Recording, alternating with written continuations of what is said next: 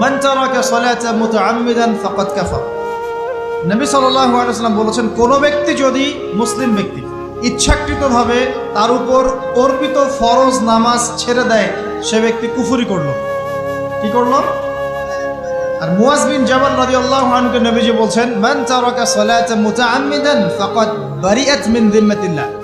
যে ব্যক্তি তার উপর অবধারিত ফরজ নামাজ ছেড়ে দেয়, সে যেন আল্লাহর জিম্মেদারি থেকে মুক্ত হয়ে গেল। আল্লাহর কোনো জিম্মেদারি নাই তার উপর। 90% মুসলিমের দেশে এটা খুবই দুঃখজনক যে আমাদের মধ্যে বেশিরভাগ মানুষ 5 ওয়াক্ত নামাজ পড়ে না। শুধু বড় গলায় কি 90% মুসলিম বললে হবে? যখন 90% মুসলিমের দেশের 100% মুসলিম 5 ওয়াক্ত নামাজ পড়বে, ইসলাম এমনি এমনি প্রতিষ্ঠা হয়ে যাবে ইনশাআল্লাহ তাআলা। যখন মুসলিম কান্ট্রির বেশিরভাগ মানুষই নামাজি হবে, ইনশাআল্লাহ আল্লাহর জমিনে আল্লাহর দিন প্রতিষ্ঠা হয়ে যাবে ইনশাআল্লাহ। আমরা যদি নামাজ আদায় না করি, দিন কি প্রতিষ্ঠা হবে ভাই? আমরা তো আমাদের দেহের উপরেই দিনটা প্রতিষ্ঠা করতে পারলাম না। পরিবারে করব কিভাবে, সমাজে কিভাবে করব, আর বিশ্বে কিভাবে করব? তবে আলোচনার একটা উদ্দেশ্য বলে দিয়ে থাকি, আগেই বলে দেই, ইসলাম দিয়ে পৃথিবী শুরু হয়েছে, নবী দিয়ে সভ্যতা শুরু হয়েছে, ইসলাম দিয়েই পৃথিবী শেষ হবে, নবী দিয়েই সভ্যতা শেষ হবে ইনশাআল্লাহ। শুরু হয়েছে আদম আলাইহিস সালামকে দিয়ে এবং শেষ হবে ইনশাআল্লাহ তাআলা নবী ঈসা আলাইহিস সালামকে দিয়ে। এই কথাটা মাথায় রাখবেন।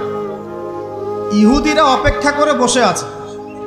কিসের অপেক্ষায় বসে আছে? সব ইহুদি না অবশ্য, যারা জালেম, জায়নিস্ট, বদ, এরা অপেক্ষা করে বসে আছে যে শেষ জামানায় তাদের একজন মাসিহ আসবে। কি আসবে?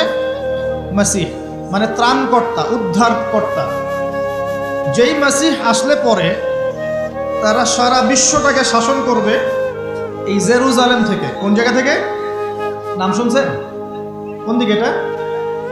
ইসরায়েল। ইসরায়েলের না, এটা ফিলিস্তিনের। কার? এই জায়গার মালিক কে? এই জায়গার মালিক আমরা। এটা আমাদের জায়গা। 3টা মসজিদ আপনি সফর করবেন সোয়াবের আশায়, তার সবচেয়ে শ্রেষ্ঠ মসজিদ হারাম মানে মক্কায়। 1 রাকাত নামাজ পড়বেন, 1 লক্ষ রাকাত নামাজের সওয়াব হবে ইনশাআল্লাহ। 2 নাম্বার মদিনা, 1 রাকাত নামাজ পড়বেন, 1000 রাকাত নামাজের নেকি হবে ইনশাআল্লাহ। 3 নাম্বার কি? এই যে আকসা, আমরা তো ভুলেই গেছি। আকসা আমাদের, আকসা কাদের? তারা দখল করে নিয়েছে। আচ্ছা, দখল করেছে আমাদের কারণেই, আমাদের দুর্বলতার কারণেই।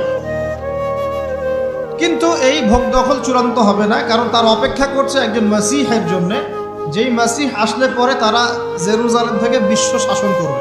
এখন কিন্তু বিশ্বের বড় বড় ডিপার্টমেন্টগুলো ওরা শাসন করে। খেয়াল করেছেন কি? আপনি যে প্রযুক্তি ব্যবহার করেন, এগুলোর চাবিকাঠি ওদের হাতে। আপনি যে অর্থনৈতিক সিস্টেমটা ফলো করেন, ব্যাংকিং সিস্টেমগুলোর কথাই বলছি, এর মূল সূত্র কিন্তু ওদের হাতে, সুতা ওদের হাতে লাটাই। ইভেন আমরা যে পলিটিক্যাল সিস্টেমগুলো ফলো করি না, এগুলোর তন্ত্রমন্ত্র ওরাই দিয়েছে। যে মিডিয়াগুলো আছে বিশ্বে বড় বড়, সবকিছু ওদের হাতে। ফাইন্যান্স বলে, ফাইন্যান্স মানে বাণিজ্য, ট্রেড, এগুলো ওদের হাতে। বিশ্বের বড় বড় সেক্টরগুলো ওরা শাসন করছে, এটা সত্য।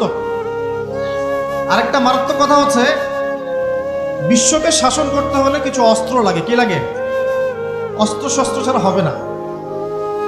একটা দেশের সাথে একটা দেশের মনে করেন খারাপ সম্পর্ক, এখন একটা দেশের কাছে আছে দাকুরাল, আর একটার কাছে আছে পারমাণবিক অস্ত্র। কে জিতবে? যার কাছে যত ভারী অস্ত্র আছে, শক্তিশালী, তার দাপট তত বেশি। এইসব বড় বড় মারণাস্ত্রগুলো, যেগুলোকে আমরা বলি নিউক্লিয়ার ওয়েপেন্স অথবা বলি থার্মোনিউক্লিয়ার ওয়েপেন্স, এগুলো ওদের হাতে। মাসিহ আসলে পরে তারা বিশ্ব শাসন করবে, এটা ওদের যে তালমুদ, এই গ্রন্থের মধ্যে লেখা আছে। এবং তারা মনে করে যে এই দাজ্জালই হচ্ছে মাসিহ, তারা মনে করে। আর আমরা জানি হাদিস থেকে এই দাজ্জাল সত্যিকারের মাসিহ নয়। সত্যিকারের মাসিহকে ঈসা আলাইহিস সালাম। আল্লাহ পাক ঈসা আলাইহিস সালামের হাতে এই মিথ্যা মাসিহকে মেরে ফেলবেন প্যালেস্টাইনের বাবেলুদ নামক জায়গায়। কোন জায়গা? বাবেলুদ, হাদিসে বর্ণিত আছে। এবং তাকে মারার পরে নবী ঈসা আলাইহিস সালাম সেখান থেকে পুরো বিশ্বে আবারও ইসলামিক একটা খিলাফা কায়েম করবেন ইনশাআল্লাহ তাআলা। এটা হচ্ছে ইসলামের গন্তব্য, এটা হবেই।